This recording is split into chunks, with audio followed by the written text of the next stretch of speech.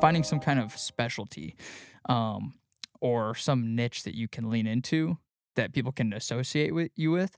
And I think that's where I noticed the biggest difference with my content and with the Mm, personal brand was like, because I always would, I'd post like, I used to post like Bree and I going to the store, or like we'd go to the beach, or like just very random things that didn't really have any true purpose.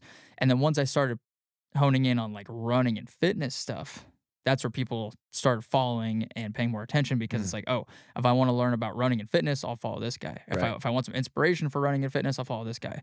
And they tell their friends like, oh, this guy, he has all this cool running content. And then Mm, I think initially that probably helps to have that niche, but then as you're trying to grow, I think making sure you're as diversified as possible mhm, and not like pigeonholing yourself into this one specific thing, because then if something happens like with you, it's like if you literally can't run, if you get injured or you get sick of running, you don't want to run anymore, then you're not stuck in that same industry. You can use like Dom, or I can use Jeremy as the person to continue growing and like um continue to have people following along and building a community and stuff. But yeah, like my strength coach Pete Rubish, he used to be like an elite. dude, that guy's He's a savage, dude.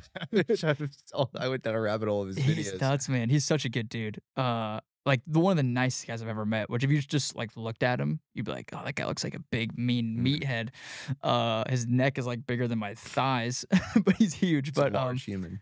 yeah, he was an elite power lifter for like 9 years or something, and that's like what he was known for. He built his whole YouTube, his Instagram, everything off of this being an elite power lifter, and then he was on steroids and all this stuff. That's why he's so huge and strong.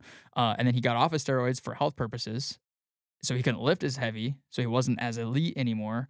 And then people slowly stopped caring because he's like, "Oh, Pete's that big lifting guy, but he's not really lifting anymore, so I'll follow somebody else." Mm. So that's it's tough to grow because you got to have some kind of niche, I think, but also not pigeonholing yourself to that specific thing.